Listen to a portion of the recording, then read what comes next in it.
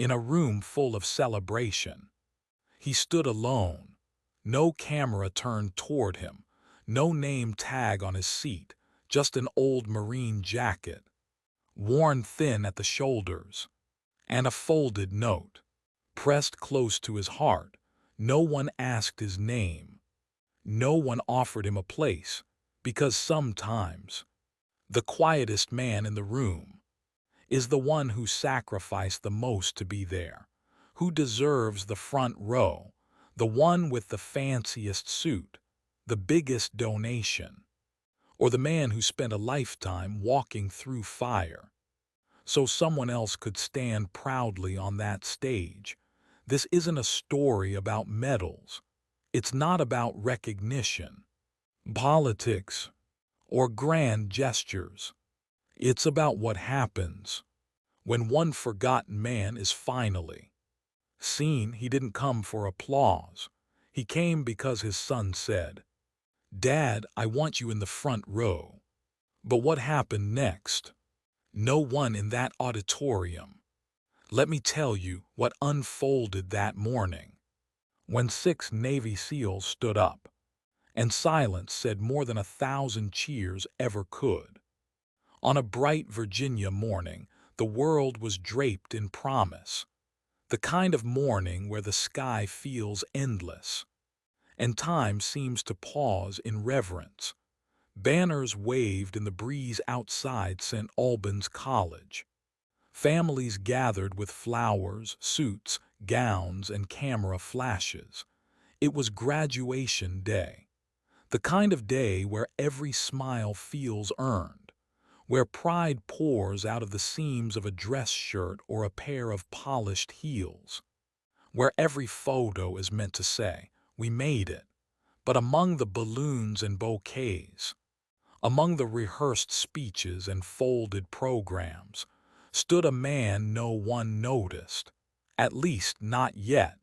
He didn't come through the main entrance. He didn't smile for the camera. He didn't carry flowers. He came from the side near the emergency exit, wearing an old Marine Corps jacket, faded frayed at the cuffs a size too large, worn jeans, scuffed boots. His hands rested behind his back, his posture straight, but his eyes, they didn't wander, they were fixed. In one hand he held something small, a folded note, edges softened from being opened and closed, too many times to count. On that note, a single sentence in blue ink, "Dad, I want you in the front row." But there was no seat waiting for him. There was only a barrier, a rope, and a woman with a headset and a clipboard. "Sir, this section is for designated family only. If you don't step back, security will escort you." He didn't argue, didn't raise his voice, didn't plead, just nodded once and stepped back. He took position near the wall, under the red exit sign. As 2 guards hovered nearby, eyes trained on him like he was a threat. But he wasn't a threat. He was a father, waiting. 5th row, center left. Linda Monroe sat in her reserved seat. She was proud enough to memorize her son's name on the program, proud enough to wear her best dress. But something about the man by the wall caught her eye. He didn't look lost. He didn't look angry. He looked patient, like he was used to waiting, like he'd been standing at the edge of the world for years. And then came the speech. The student speaker was polished, a well-cut suit, confident pauses. He thanked the usual names, paused for the polite applause, then added, almost as a joke, "And a special shout-out to my presentable family in the front row," reminding us what real college values look like. Some people laughed. Most didn't even notice. But 6 men seated to Linda's right, row 5. They didn't laugh. They watched the man near the wall. One leaned forward and whispered, That line was for him. The others nodded, quiet, certain, like they knew something no one else did. Another usher approached the man, this time a bit more forceful. "Sir, you're not on the list. We're going to have to ask you to leave." He reached into his coat and slowly pulled out the folded note again. "My son asked me to be here. I'm not leaving until I see him walk that stage." The guards didn't flinch. Policy was policy. But before they could take another step, 6 men stood up. They didn't shout. They didn't need to. One stepped forward, tall, broad, calm. He reached into his jacket, pulled out a small badge, a glint of gold under the lights, silver wings, the trident, United States Navy SEAL. "That man doesn't leave this room. He led us through hell. He stays right here." The guards hesitated. The usher backed away, eyes wide. Linda stood, heart thudding. Something inside her shifted. Because no one earns the right to make a SEAL stand. Not just anyone, and certainly not 6. All around them, people stopped adjusting corsages. Phones lowered, mouths closed. The man hadn't moved, still silent, still holding that note, still standing tall but tired, not with age, with the weight of memory. And in that silence, Linda saw the truth. He hadn't come for attention. He hadn't come to make a scene. He'd come for a seat that was never offered.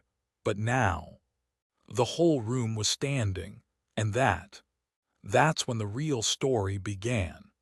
Because before this day was over, they would all learn his name, and the room that tried to forget him, they knew his name. But none of them, no student, no staff member, no dean in that gleaming auditorium, knew what that name had endured. United States Marine Corps, 3rd Reconnaissance Battalion, Operation Fire Watch, Kandahar, 2006. The air in Kandahar didn't move. It clawed at your lungs, dry, hot, like breathing through a furnace. The mission was simple on paper: secure the compound, neutralize resistance, extract hostages, but nothing in that war stayed on paper. They said it was clear, but when the third door blew, fire came through like God was angry. Raymond didn't run, didn't blink. He went in once, then again, a third time, each time dragging someone out. He came back carrying Garcia. Body was half gone. Ray didn't even flinch, just kept whispering, "Hold on, Marine. Just hold on." They tried to stop him, said it was suicide. He looked at the lieutenant, said flat, "Then I die on my feet." By morning, 5 men were alive who shouldn't have been, and Raymond Cole was the only one left standing. But that night, in the dust of the aftermath, he didn't sleep. He sat beside a tarp-covered body, blood on his hands, a torn notepad in his lap, writing, "Ma, I made it through again, lost Bennings this time." He sang that Johnny Cash song the whole ride last week. I hope he gets to sing it to you now. P.S. I still can't feel my right hand. Too much shaking, maybe. Don't worry, I'll be fine. They didn't hand him a medal for that night. They handed him a folded flag and flew him home. No ceremony, no parade, just the sound of gravel under his boots, as he walked alone toward a town that no longer remembered the war. He didn't want a welcome, but one woman waited, a mother wearing a black ribbon. She shook his hand tight, trembling, and whispered, "You brought my boy home, even if it wasn't breathing." "Thank you." Raymond didn't answer. He just nodded and walked on. He took odd jobs, fixed fences, Painted barns stayed out of the papers, but not out of people's lives. I was gonna end it, had the bottle, had the gun, he called, out of nowhere. No lecture, no sermon, just 6 words: you eatin' today, son? I cried. He didn't say a damn thing after, just let me cry. Then he said, good, still breathing, we'll talk tomorrow. And they did, every night for 67 nights. The man who never said much said just enough, and saved more lives with a phone than most did with a rifle. He kept a journal, worn, stained, half burned at the edge. Lucas found it when he was 17, tucked in a box marked garage stuff. Inside, half-legible scrawl. Saw Lucas today. He called her mom. Didn't look at me. I don't blame him. He deserves better than a man with ghosts in his teeth. But if the world comes for him, they'll have to walk through me first. Lucas never told his dad he read that. But that was the first day he stopped hating him. Back in that auditorium. Raymond didn't move, still standing near the exit sign. Still gripping that folded note like it was the only thing tethering him to the earth. The ushers didn't know. The dean didn't know. But the SEALs in row 5. They remembered. He's the reason I'm here. Took a bullet to the leg, couldn't move. Ray slung me over like a sack of potatoes and ran. Dumb bastard doused the bridge with fuel and lit it after we crossed. Damn near killed himself, said, if they follow, we all die. If they don't, I buy us time. Pause. They didn't follow. Ray didn't boast, didn't hang medals, but the men in row 5, they carried his stories like sacred scripture. And then the sound, not loud, but chilling. S-O letter 1-E-A-1-T, the crisp unfold of a letter. Raymond opened the paper. Read it again, slow, like prayer. Dad, I want you in the front row. Then came the voice, from the podium, firm, unapologetic. I know that man. Gasps, chairs shuffle, breath holds. His name is Master Sergeant Raymond Cole, 3rd Recon, United States Marine Corps, retired, 2006, Kandahar. He ran into a burning compound. 5 times, only one came back alive, because he carried the rest. From behind the graduates a figure appeared, cap tilted, gown trailing. Lucas, no script, no preamble. He stepped to the microphone and said, "That's my dad." And the world stopped. He never made my birthday parties. Never told me, I love you. Barely looked at me, but every day before school. He said one thing, stand tall, keep going. Be someone you'd be proud to look in the eye. I didn't get it then, but I do now. Lucas stepped off the stage, walked the aisle past rows of stunned faces, stopped in front of Raymond, and saluted. No words, just reverence. Raymond didn't return the salute. He just stepped forward and pulled his son into his arms, tight, silent, unbreakable. The 6 SEALs behind him stood straighter, hands raised, one by one. They saluted. No cheers, no whistles, just clapping, soft, growing like rain on dry earth. The man they tried to forget was now the one no one could look away from. The auditorium had changed, not because of a speech, not because of a ceremony, because a man walked in with nothing but a piece of paper, and walked out with something no war, no silence, no mistake could erase: honor. After the clapping faded, after the photos were taken, after the dean returned to scripted smiles, and parents chased confetti with their phones, Raymond Cole sat still, 2nd row, center left, exactly where his son said he should be. He didn't speak, didn't move, just looked forward, like he was still watching something. Only he could see. Then they came, not in groups, not loud, just one by one. A student in heels paused, then reached out and shook his hand. She didn't say much, didn't need to, just leaned in, tears in her eyes, and whispered, "Thank you for carrying them home." Raymond didn't answer. He never did, really. He just nodded once, not in pride, in understanding, like someone who'd heard that sentence 1,000 times in his mind, but never aloud. Another student, a young man, walked past.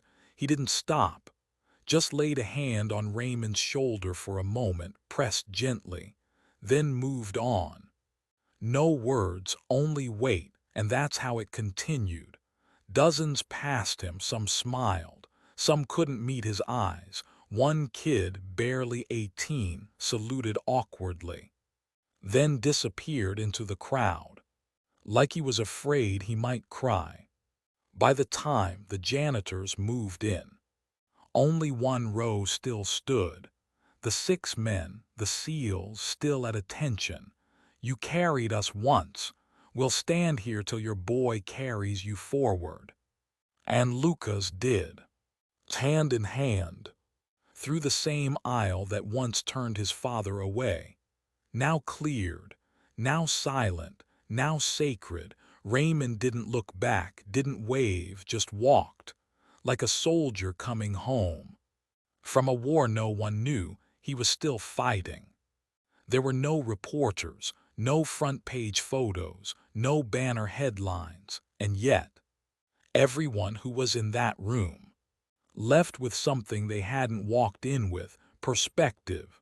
Because sometimes the man who says nothing is the one who's been shouting through fire his whole life. Days passed, weeks. The world moved on, as it always does. But Raymond Cole, he went home, a quiet porch, one rocking chair, a coffee cup half drunk, and stone cold. His boots, same ones from the ceremony, sat by the door. His Marine jacket hung on the backrest, like a ghost that refused to leave. In his hand, the same note: "Dad, I want you in the front row." The edges now even softer, the ink slightly faded, but the message clearer than ever. He reread it like scripture, like a tether, because in that folded piece of paper was something he never got in war: permission to be seen, to be claimed, to be forgiven. And then a letter, plain, brown envelope, no seal, just Department of Defense, Master Sergeant Raymond Cole, USMC Ret. "We offer no medal today, no certificate, only this: thank you for being there when no one else dared stand." He read it once, then again, then folded it smaller than Lucas's note, and tucked it into the same pocket. Over his chest, "You see, not every war ends with parades. Not every soldier returns to trumpets. Some return to porches, to wind, to memories that rattle louder than any gunfire ever did." But on that porch, Raymond Cole didn't look bitter. He looked tired, but peaceful, like a man who had finally been seen. Because sometimes you don't come to a ceremony for attention, you come for witness. And if honor is real, if gratitude still means something in this fractured world, then it sounds a lot like a room of strangers, standing silently for a man who never asked them to. Jason Redman, Navy SEAL, once hung a sign outside his hospital door: "No pity, no sympathy. If you're here, bring strength." He didn't ask to be admired. He asked to be met with respect, just like Raymond. The world needs more men like them, men who don't raise their voices, but raise the standard. I don't remember what the dean said that day, or the speeches, or the songs, but I remember the silence. When everyone stood for a man, no one noticed at first. And I'll never forget this. Sometimes, the most righteous thing you can do is stand up for someone who no longer has the strength to stand for themselves. Raymond Cole, old Marine, quiet hero, now sitting where the sun hits just right. A letter in one hand, a cold coffee in the other, and for the first time in a long time, no war left to fight, just peace and a porch. There were no headlines the next day, no hashtags, no trending stories, just a man on a quiet porch, a letter in his pocket, a memory in his chest, and the kind of dignity the world often forgets how to see. The truth is, some people don't show up to be honored, they show up because they were asked, because their presence is the legacy they've earned in silence. There are people like Raymond Cole all around us, men and women who walk into rooms quietly, not to be noticed, but to bear witness to something they once fought for. We owe them more than a seat. We owe them remembrance.